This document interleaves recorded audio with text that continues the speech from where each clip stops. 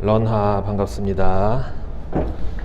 오늘은 제가 좋아하는 저희 집 루프탑에서 한번 촬영을 해보려고 올라왔는데, 와, 미세먼지가 엄청 납니다 진짜.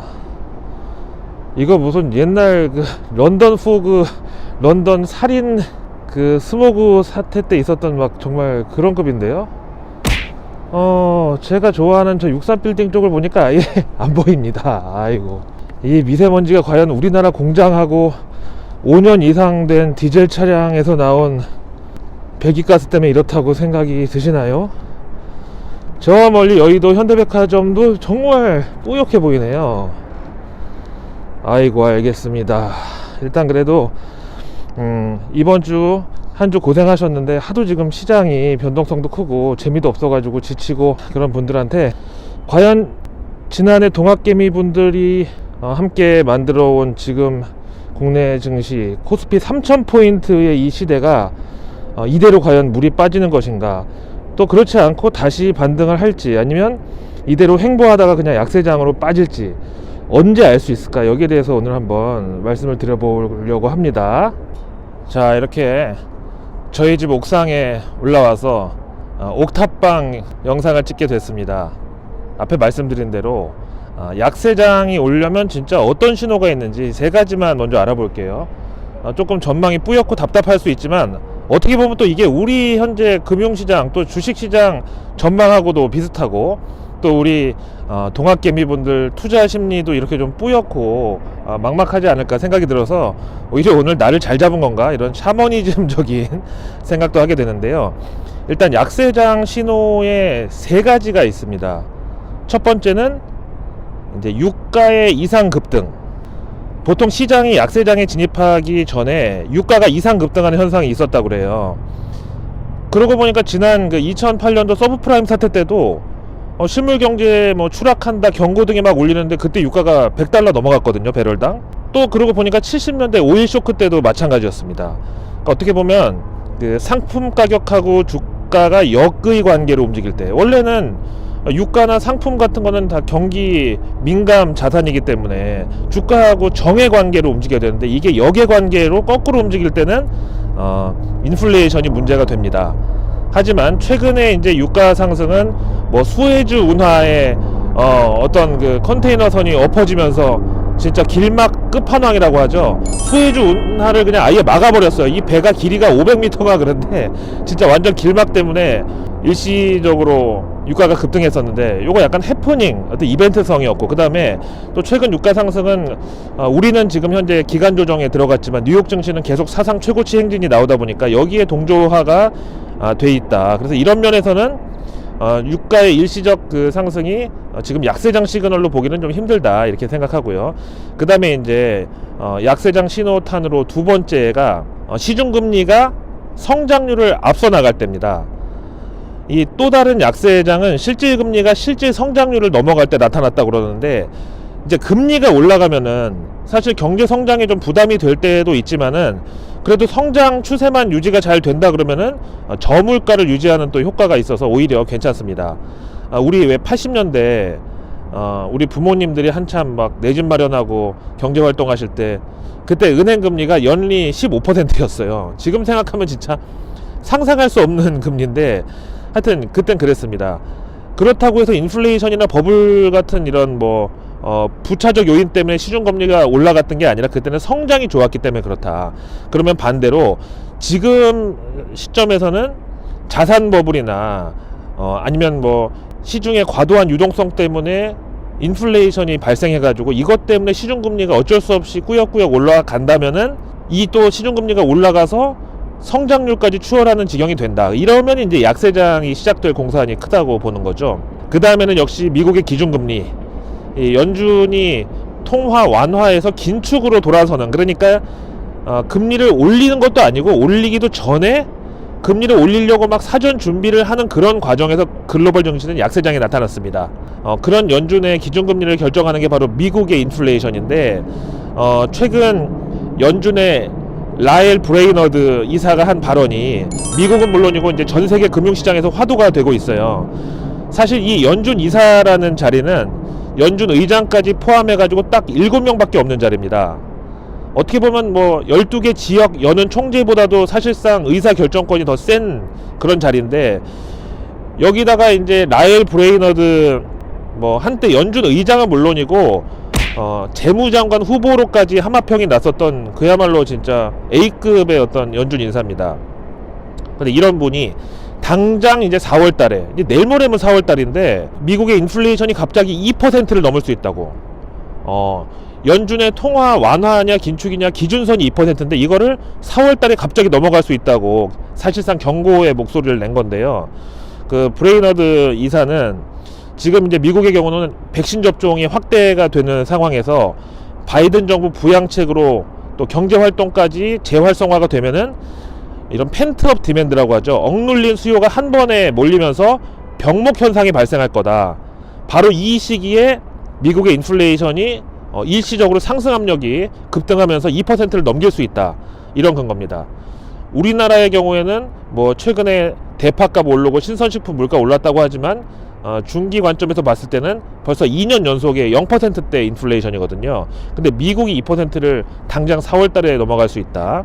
그 사실 연준의 양대 책무, 듀얼 맨데이트라고 하는데, 이 양대 책무 중에 하나가 고용이고 그 다음에 하나가 물가 관리입니다. 근데 물가는 이렇게 일시적으로 급등할 수 있지만 고용에 대해서는 또 이 브레이너드 이사는 좀 보수적인 입장을 냈어요. 그러다 보니까 연준의 출구 전략은 또 그럼 이제 깜깜이냐, 또 정반 합의냐, 또 찬반 양론의 중간에 또 시달리는 거냐. 또 좋게 얘기하면 시장의 입장에서는 그래도 여전히 금리 인상에 대해서는 중립적인 스탠스구나, 뭐 이렇게 볼 수도 있는데요. 고용에 대해서 보수적인 이유가 뭐였냐 하면은 지난 코로나 국면에 기업들이 이제 자동화 기술을 적극적으로 도입하면서 이게 바로 고용을 지연시킬 거라는 거죠. 다 거리두기하고 언택트, 그 다음에 집콕, 그리고 뭐 자택근무, 자가격리 막 이렇게 하는 동안에 기업이 살아남기 위해서 사람의 손이나 노동력이 최소한으로 들어가도 어쨌든 기업의 수익이 해치지 않을 만큼의 자동화 설비를 갖췄다는 거예요. 그러고 나니까 이제는 사람이 우리 일할 수 있다고 하는데도 됐어, 필요 없어, 뭐 이런 상황이 되는 거죠. 그러면 이제 과연 뭐 최근에 뭐 빅테크, 뭐 플랫폼 기업들, 이런 IT 업종은 과연 기존처럼 경기 민감주 특성으로 움직일 건가, 아니면 반대로 경기 방어주 움직임에 따를 것인가, 이게 또 이제 미지수죠. 그렇게 되면 이제 결국은 글로벌 달러 캐리 트레이드가 또 나옵니다. 여기다가 이제 양적 완화 자금의 밀물이 과연 언제 썰물로 바뀌느냐. 이 어촌에 사시는 분들 잘 아시겠지만 물때 바뀌는 게 굉장히 중요하거든요. 이게 뭐 고기를 잡던 뭐 배를 몰던 양식을 하던, 이게 가장 중요한데 과연 이때를 어떻게 포착할 수 있느냐.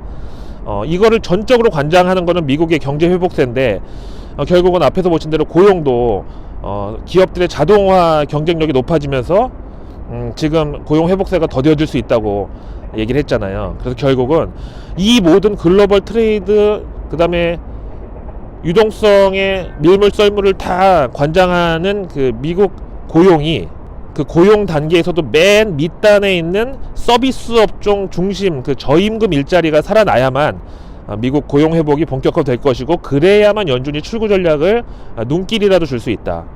여기다가 이제 최근에 맨날 그놈의 국채금리, 우리가 왜 병원에 가면 뭐 맨날 혈압 조심하라고 하고 고혈압이 침묵의 살인자라고 하는데, 진짜 증시의 침묵의 살인자는 이 국채금리인데, 괜히 어느 날 자고 일어나면 이유도 없이 미국 폭락했어. 이유 보면은 국채금리가 급등해서 한마디 찍.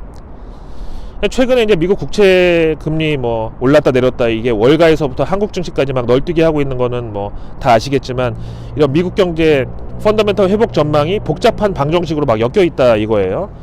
결국은 미국 국채금리가 상승하면은 월가 금융사들의 자금 조달 비용 상승으로 또 이게 직결이 됩니다. 근데 더 큰 문제가 이제 미국 경제를 지탱하는 주택시장에도 모기지 금리가 사실은 가장 큰 중추적인 역할을 하는데, 이 모기지 금리가 또 미국 국채금리에 연동돼 있다는 겁니다. 현재 미국에서 가장 대중적인 30년 만기 모기지 대출 금리가 이미 3%대를 넘어갔습니다. 코로나 이전 상황에서도 4% 초반이었으니까 이제 주택 모기지 금리로 봐서는 큰 차이가 없는 상황이에요. 그러면 경제가 그 이전으로 돌아갔느냐? 그건 아직 아니잖아요. 미국 사람들이 보통 주택 구매를 하면서 뭐 30년짜리 이런 장기 모기지 대출을 받고 또 이제 중간중간에 주택 가격이 올라가면 그만큼 과표가 올라가니까 리파이낸싱이라고 그래가지고 이 대환 대출을 막 갈아타면서 여기서 남은 차액 가지고 목돈 만들어 가지고 뭐 차도 사고 뭐 소비도 하고 자녀 등록금도 내고 뭐 또 이 리밸런싱 과정에서 금리도 낮춰 가지고 가처분 소득 증가 효과도 누리고 그래 왔단 말이에요. 그래서 미국은 지금 이제 경제 회복에 있어서 주택 가격이 상당히 중요합니다. 또 그 주택 시장을 움직이는 모기지 금리도 너무 조기에 올라버리면 또 곤란하거든요.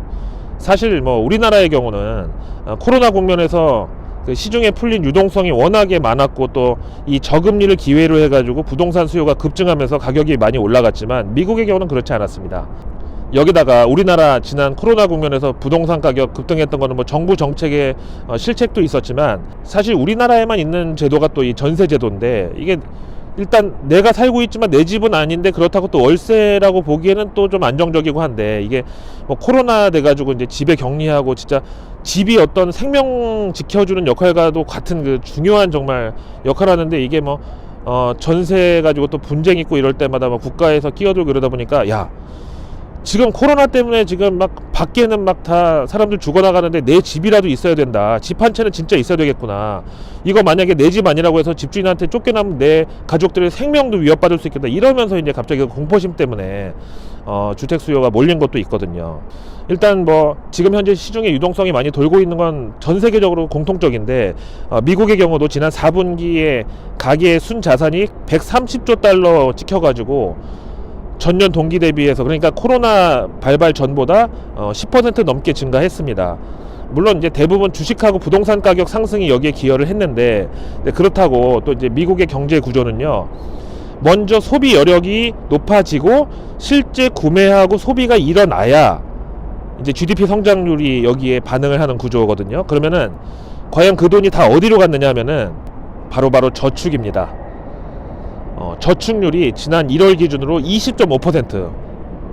반대로 얘기하면 미국 가계 저축률이 올라가면서 그만큼 이제 은행에서 잠자고 있는 돈들이 늘었다는 거죠.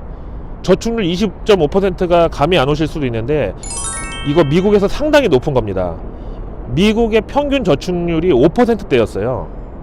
코로나 직전에도 7% 정도였던 거를 감안하면 아직도 지금 상당히 높은 편이죠. 결국은 한국 증시는 외국인이 솔직히 운전석에 앉아 있잖아요. 근데 그 외국인은 또 월가의 지령대로 막 움직인단 말이에요. 또 그 월가는 미국 경제 펀더멘탈의 어떤 온도에 따라서 연준의 눈치를 또 보고 있어요. 그래서 연준의 한마디에 따라서 막 글로벌 유동성의 밀물 썰물이 막 뒤바뀌는 거죠. 그래서 한국하고 미국 경제의 그 같은 점하고 다른 점을 잘 구분해서 우리가 이제 중장기 전략을 짤 필요가 있는데 더 노골적으로 말씀드리면은 어떤 뉴스를 보고 우리가 이제 눈치 게임을 해서 어떻게 하면 솔직히 막차를 타지 않고 중간에 조금 아쉽다 싶을 때 손 털고 잘 빠져나갈지를 포착해야 된다는 말씀입니다. 이제 미국 국채 금리 그리고 과연 시장이 여기서 꺾이느냐에 대해서 이 정도 알고 계시면 지금 뒤에 보시는 대로 이렇게 막막한 안개 속에서 헤매는 것 같은 답답함은 최소한 우리가 아낄 수 있지 않을까 생각이 듭니다. 이번 한 주 고생 많으셨습니다. 안녕하세요, 김재인입니다. 아니, 런던 오빠가 이렇게 커질 줄이야. 축하할 건 축하해야죠. 잘 되면 저 잊지 마시고요. 앵커님, 네? 좋아요, 구독, 알림 설정까지.